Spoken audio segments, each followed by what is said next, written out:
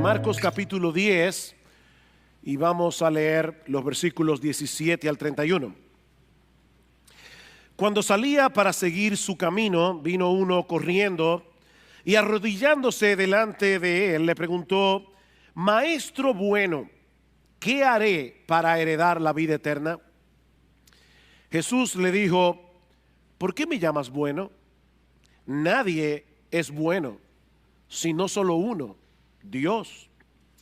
Tú sabes los mandamientos: no mates, no cometas adulterio, no hurtes, no des falso testimonio, no defraudes, honra a tu padre y a tu madre.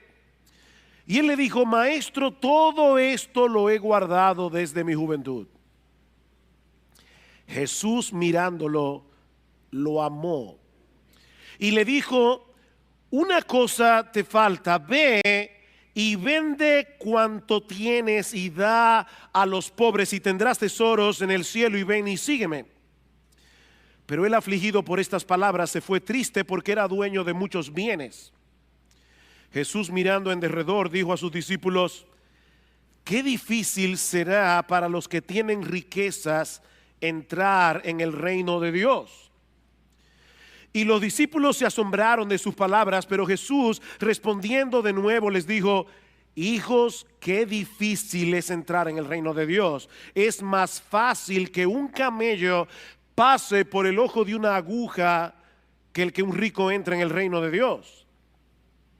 Ellos se asombraron aún más, diciendo entre sí: ¿y quién podrá salvarse? Mirándolos, Jesús dijo: para los hombres es imposible, pero no para Dios, porque todas las cosas son posibles para Dios. Entonces Pedro comenzó a decirle: he aquí, nosotros lo hemos dejado todo y te hemos seguido. Jesús dijo: en verdad os digo, no hay nadie que haya dejado casa o hermanos o hermanas o padre o madre o hijos o tierras por causa de mí y por causa del evangelio, que no reciba 100 veces más ahora en este tiempo casas y hermanos y hermanas y madres e hijos y tierras, junto con persecuciones, y en el siglo venidero la vida eterna. Pero muchos primeros serán últimos y los últimos primero. Si hay algo seguro en la vida, es que todos vamos a morir algún día. No sabemos cuándo será, no sabemos en qué circunstancia, pero sí sabemos que la muerte es inevitable. Esto es tan tormentoso que muchas personas prefieren no pensar en eso. Hace unos años atrás salió publicada la noticia de que un grupo de médicos estaba tratando de reducir la tasa de mortalidad. Yo no sé exactamente a qué se referían, porque lo cierto es que la tasa de mortalidad no puede ser reducida. Es de un 100%. Todo el que nace en este mundo morirá. El filósofo y matemático francés Blaise Pascal lo dijo de una manera bastante sombría, pero muy realista. Él decía en uno de sus pensamientos: imaginemos a unos cuantos hombres encadenados y todos ellos condenados a muerte, varios de los cuales son degollados cada día a la vista de los demás, que ven su propia condición en la de sus semejantes y mirándose unos a otros con dolor y sin esperanza aguardan su turno. Esta es la imagen de la condición humana, dice Pascal. Eso no suena muy atractivo, pero es muy realista. Por eso el poeta inglés John Donne dijo aquella famosa frase que luego Hemingway usó en una de sus novelas: no preguntes por quién doblan las campanas doblan por ti. No preguntes por quién doblan las campanas. En los pueblos antes tocaban las campanas cuando había un funeral. Dicen: no preguntes por quién están doblando hoy las campanas doblan por ti. Cada segundo mueren miles de personas y cada una de esas muertes es un aviso de lo que nos espera a cada uno de nosotros, tarde o temprano. Y aunque yo sé que muchos pretenden vivir como si esta vida presente fuera todo lo que hay Lo cierto es que Dios puso eternidad en nuestro corazón.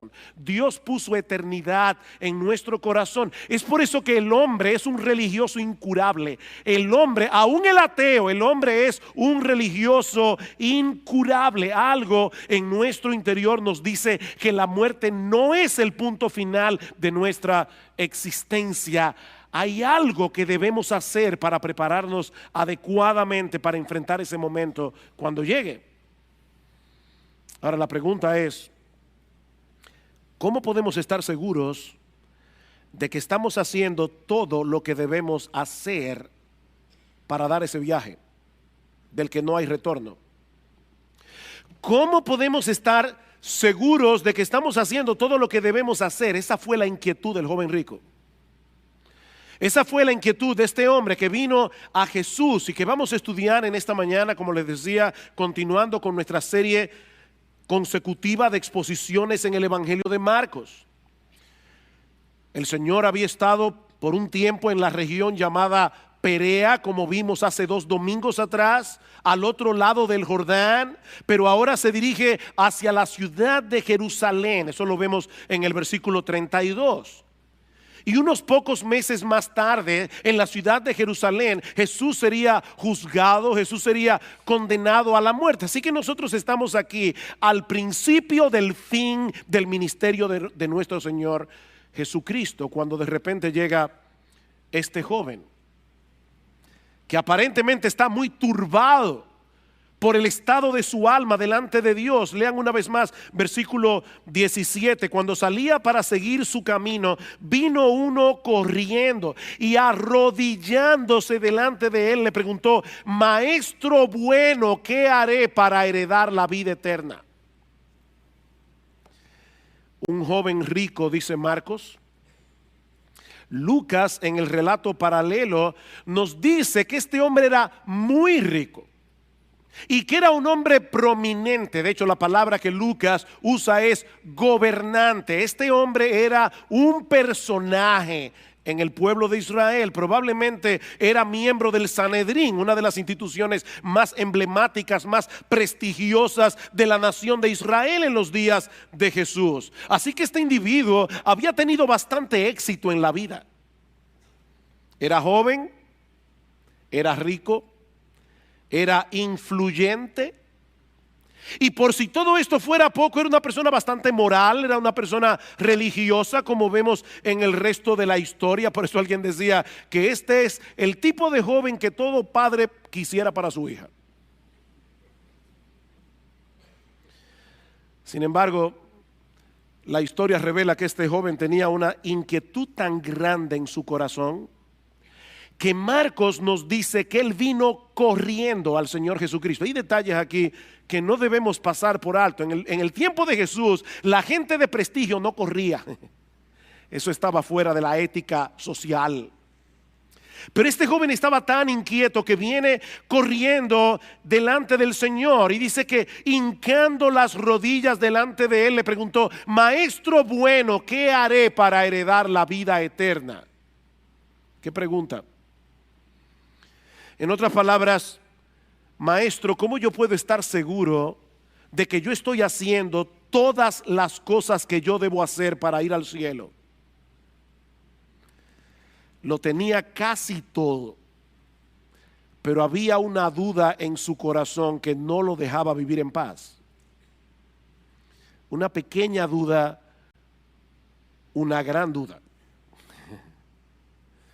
Esto no es para hacer chistes, pero me vino a la mente algo que vi hace unos años atrás en una viñeta de esa que salen en los periódicos. Había un individuo en el desierto muriéndose de sed, y habían 2 manantiales de agua al lado, y un letrero que decía: cuidado, agua venenosa, y en el otro decía: esta agua es potable, y otro letrero que decía: o será al revés.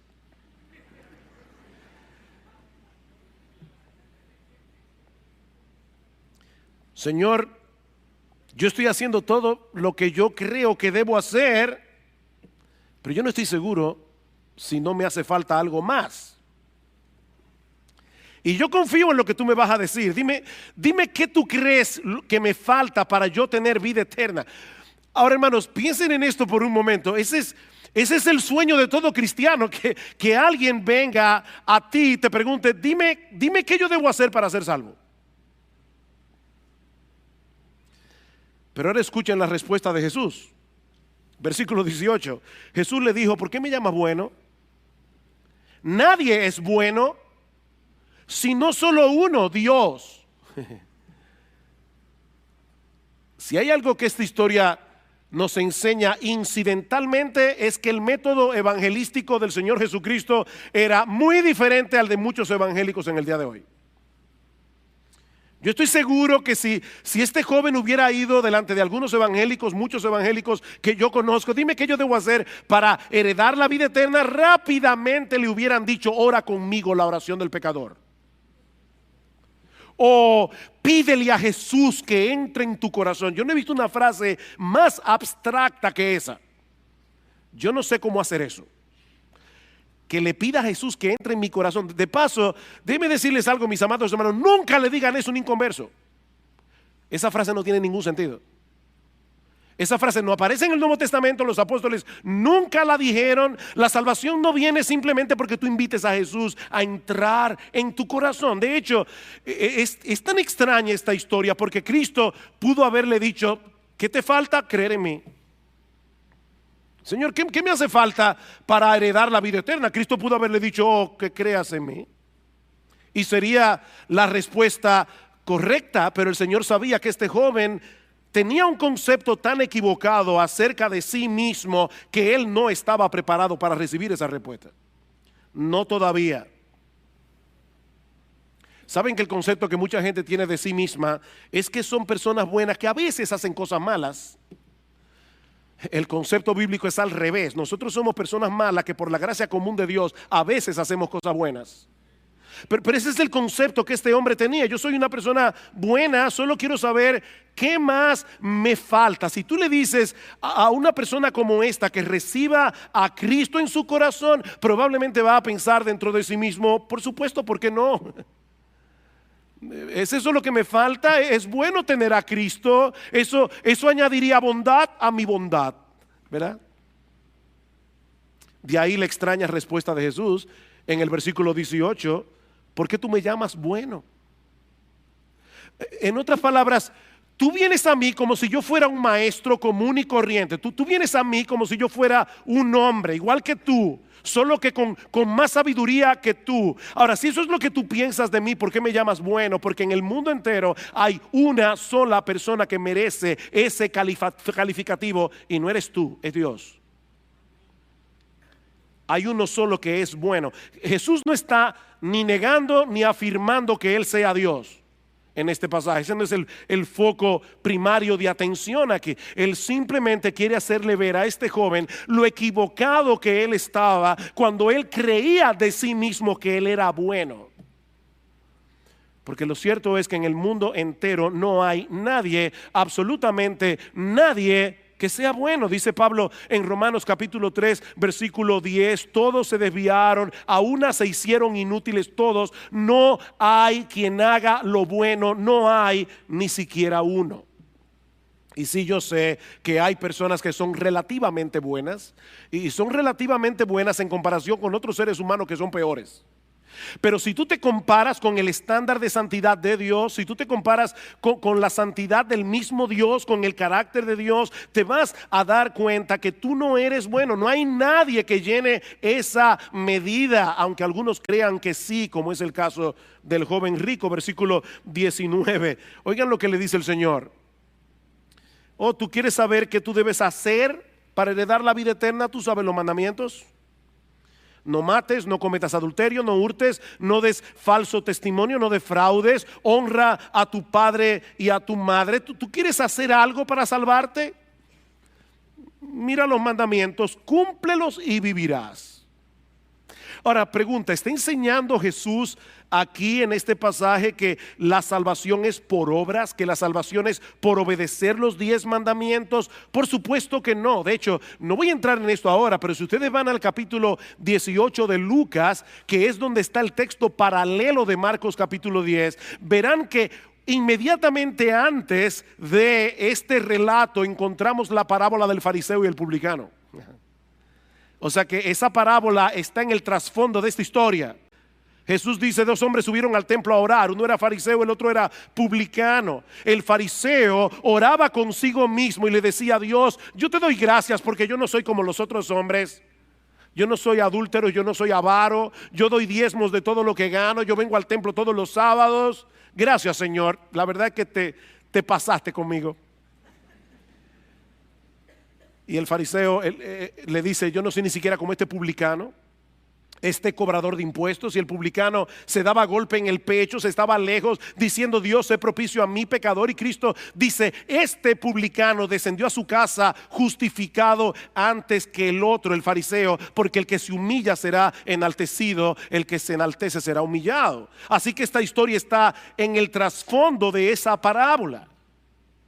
No, Cristo no le está enseñando al joven rico que debía salvarse guardando los mandamientos. Lo que él quiere hacerle ver a este joven es que es imposible para el hombre salvarse a través de su obediencia. La Biblia dice que uno de los propósitos por los cuales Dios reveló su ley es para que nosotros podamos evaluarnos objetivamente, mirarnos en ese espejo y ver lo lejos que nosotros estamos de llenar esa medida. Imagínate que el mandamiento más importante de la ley es: amarás al Señor tu Dios con todo tu corazón, con toda tu alma, con toda tu mente, con todas tus fuerzas, y eso no lo hace nadie ni por un segundo. Y el otro es semejante: ama a tu prójimo como a ti mismo. Ama a tu prójimo con la misma intensidad, con la misma energía, con la misma pasión con la que tú te amas a ti mismo. Dime, ¿tú guardas los mandamientos? Pablo dice en Romanos capítulo 3 versículo 20 que es por medio de la ley que viene el conocimiento del pecado. El problema es que este joven no entendía del todo el alcance de la ley. Por eso le dice al Señor en el versículo 20: Maestro, todo esto lo he guardado desde mi juventud. Wow. Bueno, si esa es la medida, tengo mis papeles en reglas. En el relato paralelo, en el Evangelio de Mateo, se incluye esta última pregunta: ¿qué más me falta? Eso es interesante. Él estaba bastante seguro de su propia bondad, pero había un elemento de duda en su corazón. ¿Qué más me falta? Ese es el problema de aquellos que pretenden salvarse haciendo cosas buenas. No hay forma de saber con toda certeza de que estás haciendo lo suficiente. ¿Me hace falta algo más, maestro? Jesús, versículo 21, mirándolo, lo amó y le dijo: una cosa te falta. Ve y vende cuanto tienes, dalo a los pobres, y ven y sígueme, y tendrás tesoro en el cielo. Una cosa te hace falta. Hermanos, ¿qué reacción la de Cristo? Esto fue leccionador para mí. Jesús no reaccionó airado diciéndole: pero qué mentiroso y soberbio eres. ¿Estás tan ciego que no puedes darte cuenta de que no existe en este mundo ningún ser humano que llene esa medida de la ley de Dios? No. El texto dice que Jesús, mirándolo, lo amó. Y Marcos es el único que incluye ese detalle en los evangelios. El Señor Jesucristo sintió una profunda compasión por este joven que estaba perdido en su moralidad. Si me oíste bien, este joven estaba perdido en su moralidad. Los puritanos decían: hay dos formas en que se puede hundir un barco. Una es cargado de estiércol y la otra es cargado de oro, pero se va a hundir igualito. Mi amigo, nadie puede salvarse guardando los mandamientos. Pablo dice en Gálatas capítulo 3 versículo 10 que todos los que dependen de las obras de la ley para salvarse están bajo maldición, están bajo la maldición de Dios. Si tú estás dependiendo de las obras de la ley, de guardar los mandamientos, Pablo dice, no yo, Pablo dice en la Biblia, estás bajo la maldición de Dios. Pues escrito está, y ahora Pablo cita Deuteronomio, maldito todo aquel que no permaneciere en todas las cosas escritas en el libro de la ley para hacerlas. Cada vez que nosotros pecamos, estamos violando la ley como un todo, no simplemente estamos violando uno de sus acápites. Bueno, fue una mentirita. No, es que el problema con esa mentirita es que ya tú rompiste la ley, tú violaste la ley, y esa ley es un reflejo del carácter de Dios. Ese es el problema. La ley es un reflejo del carácter de Dios, de manera que cada pecado es un atentado contra el carácter santo de Dios. Por eso dice Santiago capítulo 2 versículo 10, cualquiera que guardare toda la ley, si eso fuera posible, pero ofendiere en un punto, se hace culpable de todos. Mi amigo, si tú te quieres salvar por tu obediencia, tendrás que obedecer todos y cada uno de los mandamientos de la Biblia todos los días de tu vida. Y si tú eres honesto contigo mismo, seguramente ya debes haberte dado cuenta de que eso es imposible. Y eso es precisamente lo que Cristo quiere hacerle ver a este joven rico, porque lo amó. Porque lo amó. No fue con una actitud de cinismo que el Señor trató con este joven. Y hermanos de iglesia bíblica del Señor Jesucristo, cuídense de eso. Uno puede ver a una persona moralista y tratarla con desprecio. Así como hay personas que tratan a las prostitutas, a los ladrones con desprecio, hay personas que tratan a los moralistas con desprecio. Cristo no hizo eso. Cristo sintió compasión por este joven, una profunda compasión. Y le dice, joven, solo te hace falta una cosa. Vende todo lo que tienes, dáselo a los pobres y sígueme a mí. Ahora, hermanos, y esto es crucial. Por fin, ¿cuántas cosas le faltaba a este joven? ¿3 o una? Porque él dice, una cosa te hace falta. Vende todo lo que tienes, dáselo a los pobres y ven y sígueme. Entonces, ¿qué era lo que le faltaba? Lo que le faltaba era seguir a Cristo. Fíjense, el punto aquí no es que por vender sus bienes y entregar la ganancia a los pobres, este joven iba a ir al cielo como recompensa, sino por seguir a Jesús. Ahora, vender todo lo que tenía y entregarlo a los pobres iba a ser la evidencia de que él había removido el ídolo de su corazón, el ídolo que él le había hecho a las riquezas, para hacer de Cristo el único objeto de su adoración, el único objeto de satisfacción, el único objeto de su deleite. Esa era la evidencia. Mientras dependas de otras cosas para tu felicidad, mientras dependas de otras cosas para encontrar satisfacción en la vida, mientras haya otras cosas aparte de Cristo en la que tú estés descansando tu identidad, es imposible que puedas creer aunque tú digas que crees. Esto es serio. Es muy fácil decir que creemos en Cristo, pero es otra cosa muy distinta mostrar esa confianza dependiendo únicamente de Él y encontrando toda nuestra satisfacción únicamente en Él. Y la palabra únicamente aquí es importante. ¿Sabes lo que Jesús le está diciendo a este joven? Joven, déjame decirte algo. Imagínate la vida sin dinero. Imagínate la vida sin nada de dinero. Y imagínate la vida sin tus bienes. Imagínate la vida sin tus casas. Imagínate la vida sin tus carros, sin tu ropa, sin tus muebles, sin tu vivienda, sin tu cuenta bancaria. Imagínate una vida en la que solo me tuvieras a mí. Pregunta, ¿estarías satisfecho?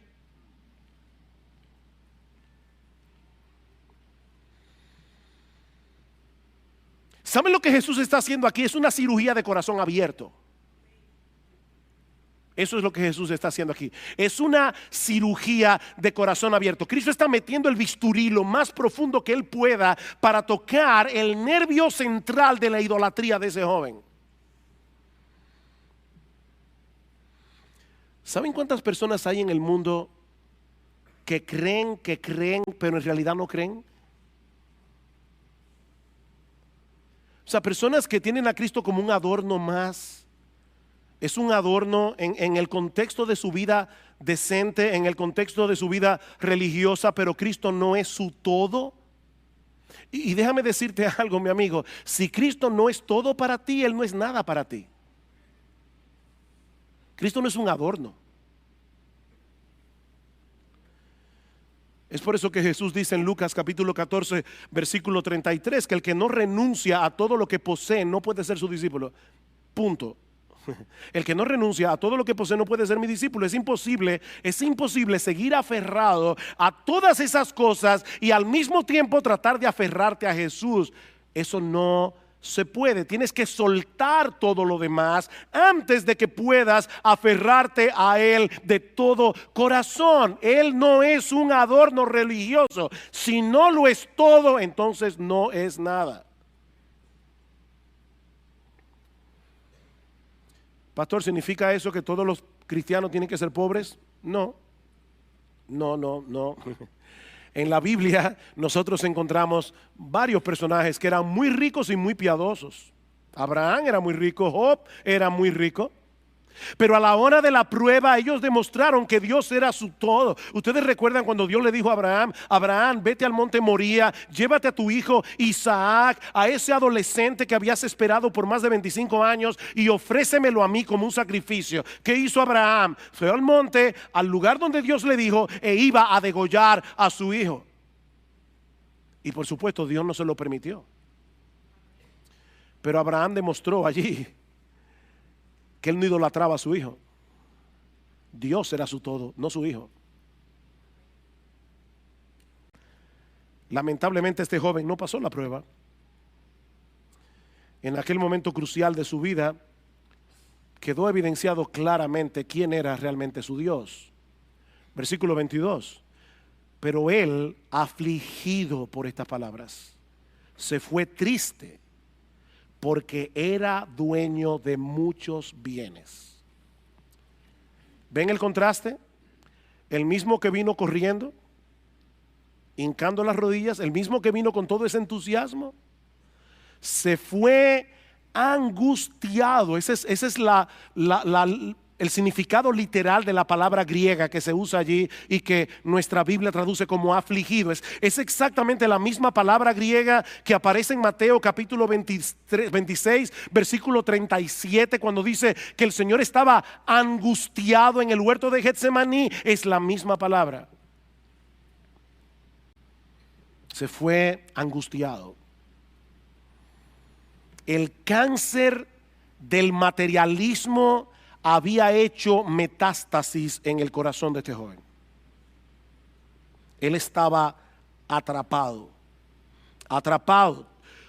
Toda su vida dependía de sus riquezas. Mis hermanos, amigos que están aquí, escúchenme bien, porque esto que voy a decir ahora es una distinción crucial. El problema de este joven no radicaba en el hecho de tener muchos bienes. Su problema era que los bienes lo tenían a él. Es diferente. Él estaba atrapado, él estaba esclavizado por sus bienes. Él era un esclavo. Y nadie que no esté dispuesto a renunciar a esa esclavitud puede abrazar a Cristo de todo corazón. Nadie puede abrazar a Cristo de todo corazón mientras no esté dispuesto a soltar esa soga. Ahora, ¿saben cuál es el problema? El problema es que ningún ser humano puede librarse de esa tiranía por sí mismo. Óyeme bien, ningún ser humano puede librarse de esa tiranía en sus propias fuerzas. De ahí las palabras de Jesús a partir del versículo 23. Cuando se va el joven rico, dice Jesús, mirando en derredor, dijo a sus discípulos: qué difícil será para los que tienen riquezas entrar en el reino de Dios. Y los discípulos se asombraron de sus palabras, pero Jesús, respondiendo de nuevo, les dijo: hijos, qué difícil es entrar en el reino de Dios. Es más fácil que un camello pase por el ojo de una aguja que el que un rico entre en el reino de Dios. Ellos se asombraron aún más, diciendo entre sí: ¿y quién podrá salvarse? Mirándolos, Jesús dijo: para los hombres es imposible. Para los hombres es imposible. Esa es la enseñanza de toda esta sección. La salvación es imposible para los hombres, sean ricos o sean pobres. Noten lo que dice en el versículo 27 otra vez. Mirándolos, Jesús dijo: para los hombres. Él no dijo para los ricos, él no dijo para los pobres, él dijo para los hombres, sean ricos, sean pobres. Para los hombres la salvación es imposible. Pero los ricos son más vulnerables a sentirse tan satisfechos en sus riquezas que no sean capaces de percibir lo impotente que son. Están tan acostumbrados a que todo lo resuelven por ellos mismos, a que todo lo resuelven con sus propios recursos, a que solo tienen que buscar la chequera, dar un tarjetazo. Están tan acostumbrados a vivir así que ellos no dependen de Dios. Es muy difícil que ellos vean su dependencia. Es muy difícil que vean su miseria. Es muy difícil que vean el estado tan deplorable en que se encuentran. Por eso resulta más fácil pasar un camello por el ojo de una aguja a que un rico entre en el reino de Dios. Pastor, ¿y qué significa eso? Pasar un camello por el ojo de una aguja, exactamente eso mismo. Exactamente eso mismo. Esa era una frase coloquial que se usaba en aquellos días para señalar algo que es imposible. Es como los gringos tienen una frase en inglés que yo no sé si se usa en español, pero ellos dicen: cuando a las ranas les salgan pelos. O sea, nunca. La misma posibilidad que hay de que a una rana le salgan pelos, o de que tú entres un camello por el ojo de una aguja, es la posibilidad que hay de que un rico entre al reino de Dios. Es absolutamente imposible que un camello pase por el ojo de una aguja, y así también es imposible para el hombre salvarse en sus propias fuerzas, y mucho menos alguien que se siente tan satisfecho por todo lo que tiene. Es imposible. Las riquezas pueden ser un gran problema, pueden ser un gran obstáculo, y pueden impedir a los hombres que vengan a Cristo con humildad, que vengan a Cristo con ese sentido de dependencia del que hablábamos el domingo pasado. ¿Recuerdan cuando estudiamos el texto de los niños que dice: dejad a los niños, venid a mí, porque de los que son como ellos es el reino de los cielos? Dice Cristo en el versículo 15 de Mateo 10 que estudiamos la semana pasada. Dice el Señor aquí: en verdad os digo, el que no reciba el reino de Dios como un niño no entrará en él. Con ese mismo sentido de dependencia, con ese mismo sentido de humillación que tienen los niños. Ahora, esto fue chocante para los discípulos. ¿Se dieron cuenta? 2 veces dice que ellos se asombraron. Y le preguntan al Señor: entonces, ¿quién podrá salvarse? En el contexto cultural de estos hombres, las riquezas eran una señal inequívoca de la bendición de Dios. Si tú eras rico es porque definitivamente el favor de Dios estaba sobre ti. Esa era la mentalidad de los apóstoles. De ahí el asombro. Si resulta más fácil pasar un camello por el ojo de una aguja que el hecho de que un rico pueda entrar en el reino de Dios, entonces ¿quién podrá salvarse? Y la respuesta de Cristo es contundente: nadie. ¿Oíste bien? ¿Quién podrá salvarse? Nadie. para los hombres es imposible. No podemos cambiarnos a nosotros mismos. No podemos limpiarnos de nuestros pecados. No podemos disponer nuestro propio corazón para amar a Dios, para amar su gloria por encima de todo, aún amar a Dios y su gloria más que tu propia vida. Tú no puedes hacer eso por ti mismo. Eso es imposible. Estamos encadenados, condenados a ser unos esclavos miserables, a menos que un poder superior intervenga a nuestro favor. Y eso nos lleva a la segunda enseñanza de este pasaje. La salvación solo es posible para Dios a través de la persona de Cristo.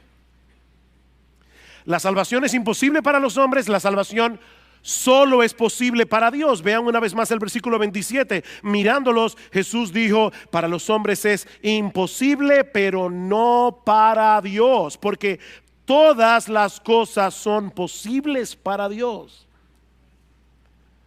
Hay esperanza para el hombre porque Dios es todopoderoso. Hay esperanza para el hombre porque Dios puede vencer la obstinación de tu corazón. Dios puede destruir nuestra idolatría. Y es extremadamente importante resaltar esto, porque así como hay muchas personas que creen que no necesitan a Cristo para ser salvos, hay otras personas que tampoco vienen a Cristo porque desconfían de sí mismos. Y yo he visto personas así. Yo no voy a poder vivir la vida cristiana, así que mejor ni lo intento.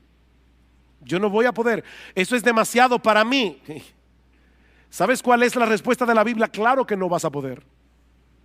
Claro que no vas a poder hacerlo en tus propias fuerzas. La salvación es imposible para los hombres, pero no es imposible para Dios. Mi amigo, tú no puedes por ti mismo romper las cadenas que te mantienen esclavizado al mundo, esclavizado al pecado. Tú no puedes, pero Dios puede.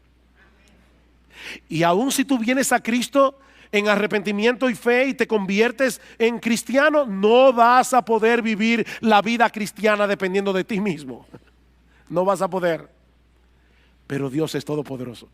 Dios es todopoderoso y él puede transformar el corazón de los hombres, como de hecho lo hizo con los apóstoles. Noten el versículo 28. Entonces Pedro, siempre Pedro, entonces Pedro comenzó a decirle: he aquí, nosotros lo hemos dejado todo y te hemos seguido. Honestamente, yo no sé qué había en la mente de Pedro. Yo no sé si él está diciendo: Señor, yo no entiendo, porque tú dices que nadie puede hacer eso, pero eso fue lo que nosotros hicimos. Nosotros lo hemos dejado todo y te hemos seguido. Yo no sé si Pedro, en un arrebato de orgullo, se estaba comparando aquí con el joven rico. Honestamente no lo sé. Y de paso, hermanos, yo no sé de verdad si Pedro aquí se estaba envaneciendo, pero cuidado tú, creyente, con envanecerte. Porque si tú te convertiste al Señor, no fue por tu propia fuerza, no es porque tú eras mejor que aquel amigo tuyo al que también le predicaron el evangelio y no se ha convertido. La salvación es por gracia y depende de Dios. Ahora, lo cierto es que los apóstoles estuvieron dispuestos a renunciar a muchas cosas para seguir a Cristo. Eso es verdad. Y Cristo les dice, porque en el evangelio de Mateo se añade: ¿qué pues tendremos?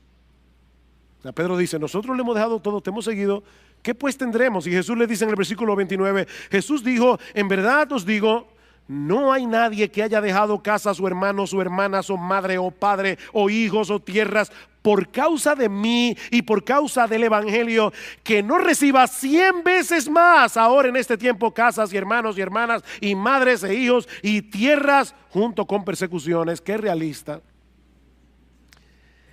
Y en el siglo venidero la vida eterna.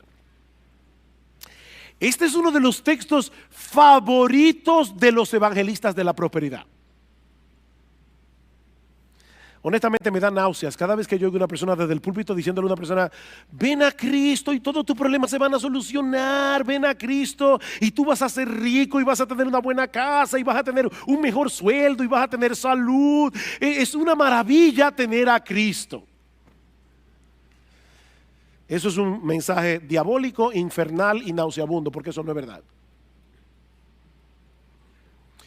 No, yo no creo que eso sea lo que el Señor esté diciendo aquí. Más bien, yo creo que Él está reiterando lo que Él había dicho anteriormente, que es imposible seguirlo a Él sin estar dispuesto a renunciar a todo, incluyendo la familia. ¿Se dieron cuenta? Ninguno, vayan otra vez, no hay nadie que haya dejado casa, hermanos, hermanas, madres o padres o hijos o tierras por causa de mí, del evangelio. Aquí hay individuos que han tomado una decisión, la decisión de dejar todo atrás para seguir a Jesús, no importa las consecuencias. Y de paso, no es que el cristiano se vuelva un pesado con la familia, no es que el cristiano se olvide de la familia. No, lo que Cristo está diciendo, óyeme bien, es muy probable que si tú decides seguirme a mí, tu familia te aborrezca por causa de tu fe. Es muy probable que eso pase. Y de hecho, el mismo Cristo dijo en Mateo capítulo 10, versículo 34, no penséis que he venido para traer paz a la tierra, no he venido para traer paz, sino espada, porque he venido para poner en disensión al hombre contra su padre, a la hija contra su madre, a la nuera contra su suegra. Y yo sé que algunos dirán, pero eso ya todo el mundo lo sabe. No, a la nuera contra su suegra por causa de la fe, no porque la suegra se mete. O sea, dice, a la hija contra su madre, a la nuera contra su suegra, y los enemigos del hombre serán los de su propia casa, dice Jesús. El que ama a padre o madre más que a mí no es digno de mí. El que ama a hijo o hija más que a mí no es digno de mí. El que no toma su cruz y sigue en pos de mí no es digno de mí. El que haya su vida la perderá, y el que pierda su vida por causa de mí la hallará. Definitivamente Cristo no se andaba con medias tintas. De nuevo, óyeme bien, le dice Jesús, conmigo es todo o nada. Yo no soy plato de segunda mesa, yo no soy un adorno religioso. Conmigo es todo o nada. Si yo no soy todo para ti, yo no soy nada para ti. El que no está dispuesto a pagar ese precio por causa de Cristo y por causa del evangelio, como dice en el versículo 29, no puede ser cristiano. El problema es que todos nosotros somos demasiado débiles para hacer algo así, a menos que vengamos a Cristo en dependencia de Cristo. Tenemos que venir a Cristo en dependencia de Cristo. Para los hombres es imposible, pero hay esperanza para ti a pesar de tu impotencia, porque lo que es imposible para los hombres no es imposible para Dios. La salvación está disponible para toda clase de hombres, porque Dios es todopoderoso. Dios es todopoderoso, su poder no tiene límites, todas las cosas son posibles para Él, dice el Señor. Fue Dios el que proveyó el remedio a través de la persona y la obra de Cristo. Cristo murió en una cruz para pagar mi deuda delante del Padre. Es Dios el que abre nuestros ojos para que veamos la terrible condición en que nos encontramos, la necesidad que tenemos de ser salvos. Es Dios el que inclina nuestra voluntad para que abracemos por fe y de todo corazón lo que Cristo ofrece. Pero eres tú el que tienes que venir en dependencia de Él. La salvación es por gracia, dice Pablo en Efesios capítulo 2, por medio de la fe. Esto no de vosotros, dice la Biblia, es un don de Dios, es un regalo de Dios, no es por obras para que nadie se gloríe. Este es el punto focal del evangelio, la total impotencia del hombre contrastada con el absoluto poder de Dios. Hay salvación completa y gratuita por medio de la fe en la obra redentora de Cristo. Más adelante en el capítulo 10, versículo 45, dice el Señor: el Hijo del Hombre vino no para ser servido, sino para servir y para dar su vida en rescate por muchos. Él vino a morir en una cruz para dar su vida para rescatar pecadores.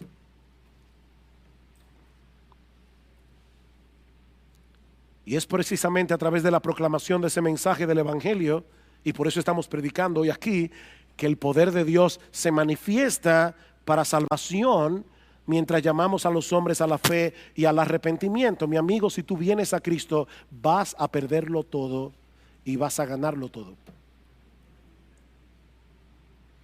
Vas a perderlo todo, vas a ganarlo todo. Eso es lo que dice el versículo 29. No hay nadie que haya dejado casa o hermanos o hermanas o madre o padre o hijos o tierras por causa de mí y por causa del evangelio, que no reciba 100 veces más ahora en este tiempo casas y hermanos y hermanas y madres e hijos y tierras, junto con persecuciones, y en el siglo venidero la vida eterna.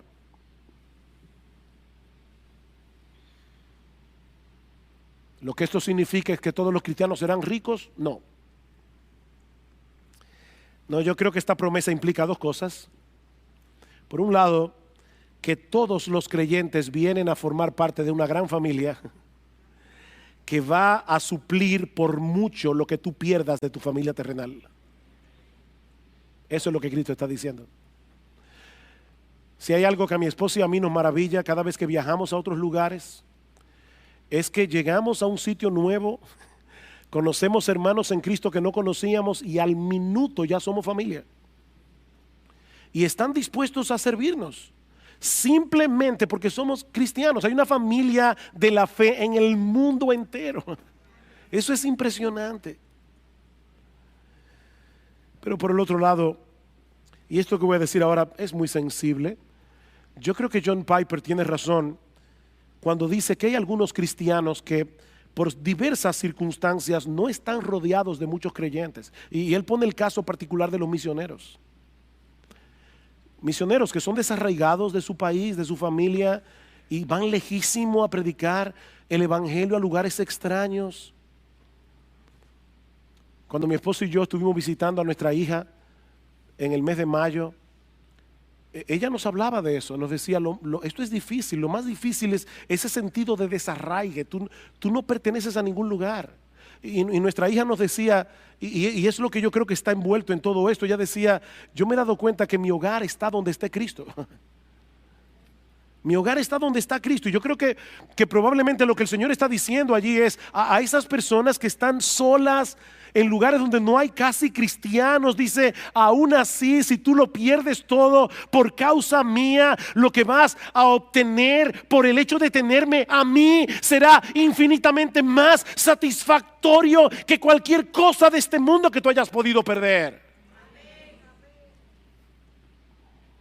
Tú tendrás en mí 100 veces más. Amor incondicional. El amor incondicional de Cristo suplirá 100 veces más el amor de hermanos, hermanas, padres, hijos, tierras, todo. Él será tu hogar y será 1000 veces mejor que el hogar que tú hayas perdido por causa de Él. Cristo es mejor. Y cuando te toque partir de este mundo, como decíamos al principio, cuando te toque partir de este mundo, disfrutarás de una incomparablemente deleitosa comunión con Él por los siglos de los siglos. Es de esa vida eterna que el Señor habla aquí en el versículo 30. Por eso es que Pablo dice en Romanos capítulo 8 versículo 18, estoy seguro y tengo por cierto que las aflicciones de este tiempo presente no se pueden comparar con la gloria venidera que en nosotros ha de manifestarse cuando Jesucristo nuestro Salvador regrese en gloria.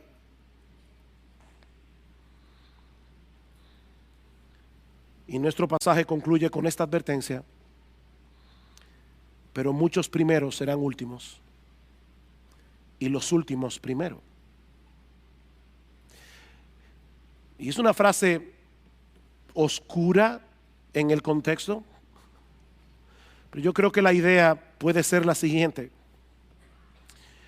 la forma de obrar de Dios desafía nuestras ideas preconcebidas.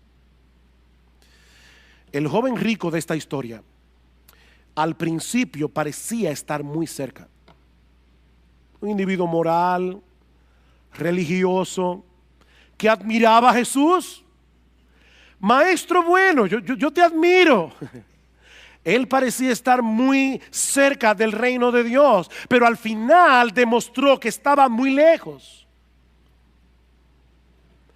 Según el criterio del mundo, este individuo había tenido una vida bastante exitosa, increíblemente exitosa. Era joven, era rico, era influyente. Según el criterio de Jesús, este joven era un pobre esclavo que estaba arruinando su vida en medio de su opulencia y en medio de su moralidad.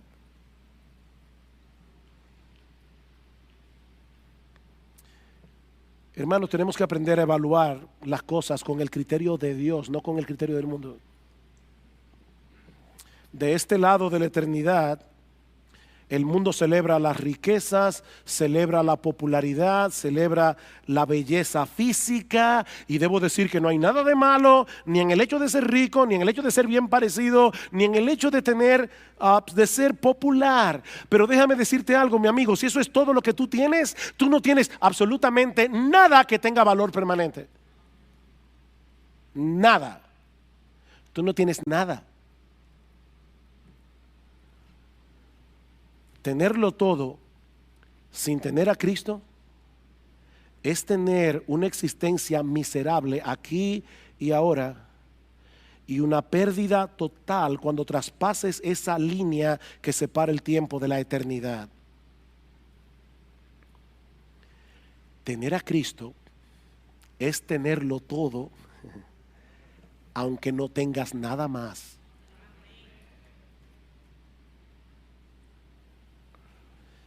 Mi amigo, yo no sé si tú eres rico, si tú eres pobre, económicamente hablando, pero si tú quieres heredar la vida eterna, una cosa te hace falta.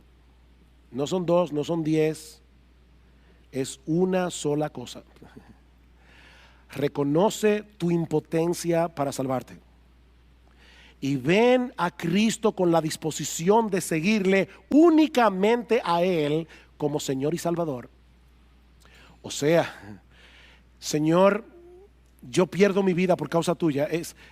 Aquí hay un papel en blanco. Ya rompí esto. Aquí hay un papel en blanco.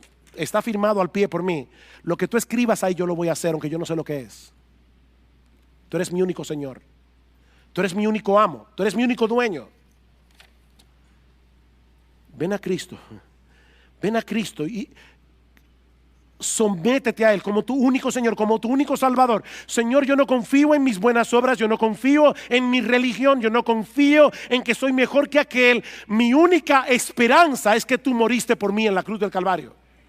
Es mi única esperanza. Yo no confío en nada más que en ti.